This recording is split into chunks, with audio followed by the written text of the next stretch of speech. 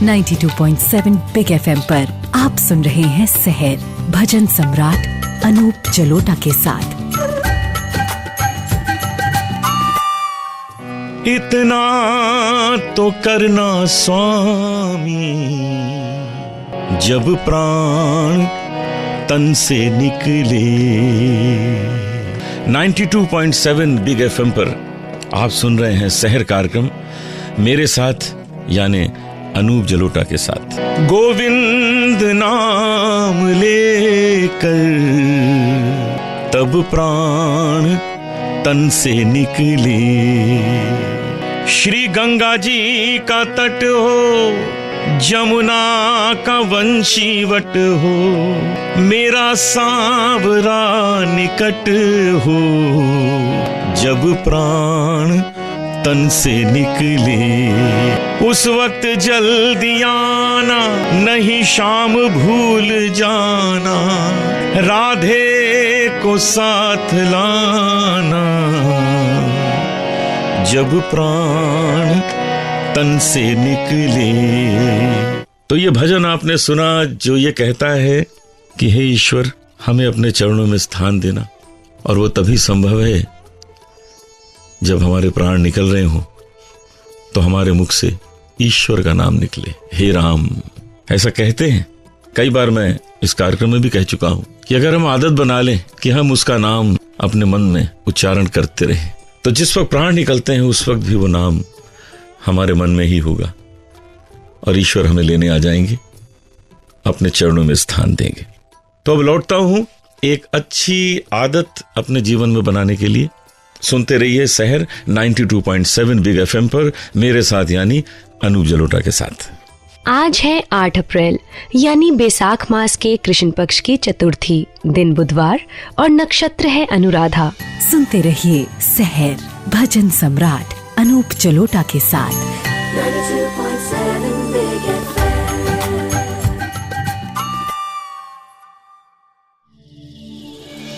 92.7 big FM पर आप सुन रहे हैं सहर भजन सम्राट अनूप जलोटा के साथ।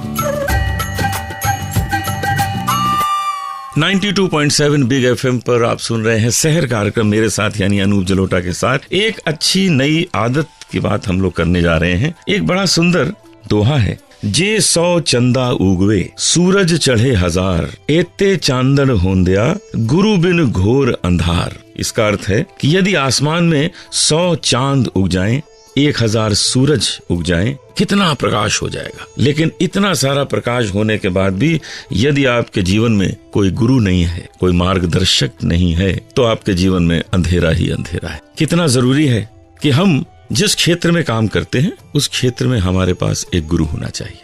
मैं संगीतकार हूँ, गायक हूँ, तो मैं ऐसे लोगों से मिलता जुलता हूँ जो मेरे गुरु समान है, जिनसे मुझे कुछ सीखने को मिलता है। मेरे पिता तो अब नहीं रहे, वो मेरे गुरु थे, लेकिन मैं पंडित जसराज जी को मिलता हूँ। पंडित जसराज जब मिलते हैं, उनका सर पे हाथ रख देना ही हमारे लिए बहुत बड़ी चीज हो जाती है, बहुत कुछ हमें प्राप्त हो जाता है। किशोरी आमोनकर जी को मिलता हूँ, आशा भोसले जी हैं, लता मंगेशकर हैं, पंडित शिव कुमार शर्मा हैं, हरि प्रसाद चौरसिया जी हैं, गुलाम अली साहब हैं।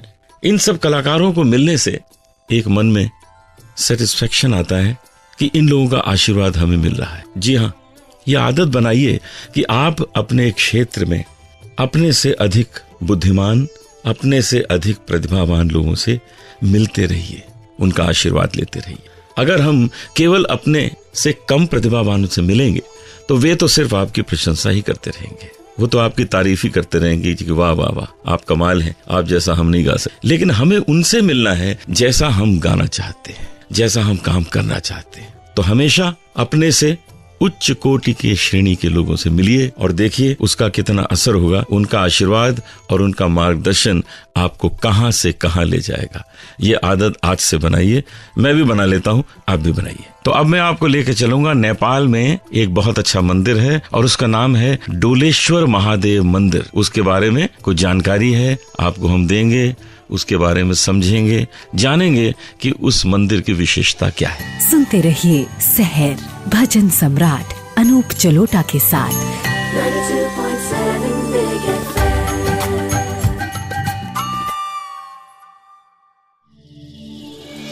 92.7 बिग FM पर आप सुन रहे हैं सहर भजन सम्राट अनूप जलोटा के साथ। 92.7 बिग FM पर आप सुन रहे हैं सहर कार्यक्रम। जी हाँ, सहर मेरे साथ यानी अनूप जलोटा के साथ एक ना एक जगह आपको ले चलता हूँ हर बार इस कार्यक्रम में। तो आज ले चलता हूँ नेपाल में डोलेश्वर महादेव मंदिर में।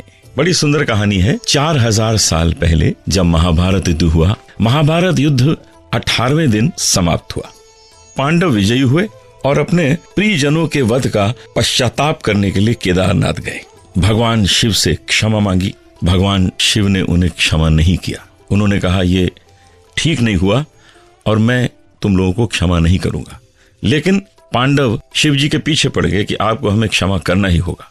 खैर, शिव अपने को बचाने के लिए वहां से भागे और उन्होंने एक बैल का रूप ले लिया और बैल बनकर वहां से भागने लगे ताकि पांडव उन्हें पहचान ना पाए। लेकिन पांडव ने भी उन्हें छोड़ा नहीं। उन्होंने उस बैल की जो पूंछ थी वो पकड़ ली और उन्हें अपनी ओर खींचने लगे।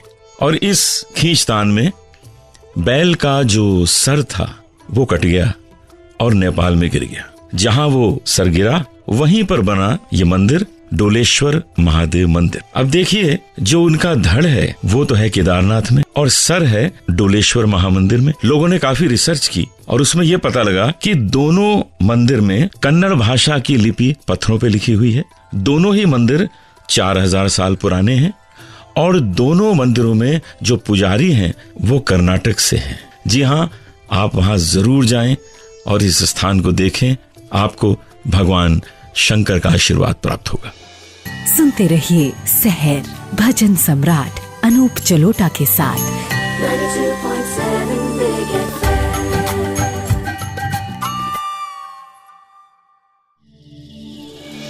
92.7 बिग FM पर आप सुन रहे हैं सहर भजन सम्राट अनूप जलोटा के साथ। 92.7 बिग FM पर आप सुन रहे हैं सहर मेरे साथ यानी अनूप जलोटा के साथ। और आज हमारे पास जो मेहमान हैं बहुत अच्छी गायिका हैं। इसके पहले भी एक बार हमने इनको सहर कार्यक्रम में प्रस्तुत किया था। इतना अच्छा इन्होंने गाया कि हम इनको फिर पकड़ के ले आए हैं। और आप हैं रतिका जौहरी। रतिका जौहरी के पिताजी बहुत अच्छे कवि हैं, राजेश जौहरी। तो रतिका जी, आपके पहले संगीत के बारे में हम सुनते हैं कि आपने कहाँ सीखा, कैसे किया?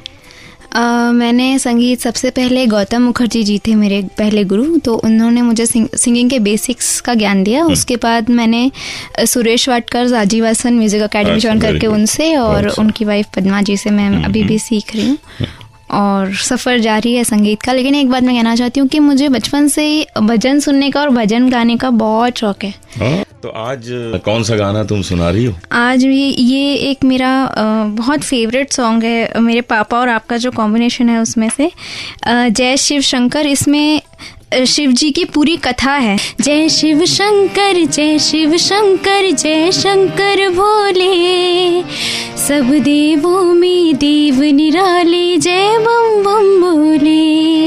महादेव तूने ही तो सब देवों का संताप हरा, सागर मंथन से निकला विष तूने अपने कंठ धरा। इसीलिए हर प्राणी तुझको नीलकंठ बोले, सब देवों में देव निराले जय बम बम बोले। मेरी इच्छा है छोटी सी, ये आपका कंपोजिशन है ना, थोड़ा सा मेरे साथ प्लीज गा सकते हैं? तो अब 2 लाइन हम लोग साथ में गा लें। चल। जय शिव शंकर जय शिव शंकर जय शंकर भोले, सब देवों में देव निराले जय बम बम बोले। जय शिव शंकर जय शिव शंकर जय शंकर भोले, सब देवों में देव निराले जय बम बम बोले।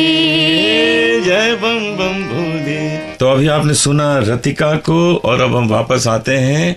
एक और भजन आपके सामने पेश करेंगे और उस भजन में छुपी हुई कहानी या संदेश आपके सामने उजागर। सुनते रहिए सहर भजन सम्राट अनूप जलोटा के साथ।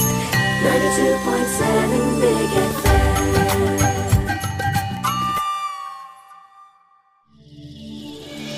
92.7 बिग FM पर आप सुन रहे हैं सहर भजन सम्राट अनूप जलोटा के साथ। ऐसी वाणी बोलिए मन का आपा खोए, ऐसी वाणी बोलिए मन का आपा खोए, औरन को शीतल करे आपहु शीतल होए। किसी से भी बात कीजिए, इतनी मिठास से कीजिए, इतनी नम्रता से कीजिए कि वो आपका अपना बन जाए। और ये जो मिठास की बात होती है, ये केवल दूसरों के लिए ही अच्छी नहीं होती है, स्वयं के लिए अच्छी होती है। आप अगर बहुत ज्यादा क्रोधित रहेंगे तो आपका स्वास्थ्य भी खराब हो सकता है। आप मीठी मीठी बातें लोगों से करेंगे, आपका स्वास्थ्य भी अच्छा रहे। कहते हैं बहुत गुस्से वाला आदमी जो होता है उसका ब्लड प्रेशर बहुत हाई रहता है, और जो शांति से चलता है, सबसे प्रेम से बात करता है, उसका ब्लड प्रेशर भी ठीक रहता है। तो इसलिए प्रेम से बोलिए, प्रेम से मिलिए, आपके ऊपर भी असर आएगा और सामने वाले पर भी असर आएगा। आज का कार्यक्रम हम यहीं समाप्त करते हैं इस विश्वास के साथ कि हमारा आपका प्रेम बना रहेगा। जीवन भर हम आपको ये कार्यक्रम सुनाएंगे और इससे आप आनंदित होंगे, हम भी आनंदित होंगे। नमस्कार, कल फिर मिलते हैं शहर कार्यक्रम में 92.7 बिग FM में। मैं फिर आ जाऊंगा आपके पास, अनूप जलोटा, आपका मन बहलाने, आपको भजन सुनाने। सुनते रहिए सहर भजन सम्राट अनूप जलोटा के साथ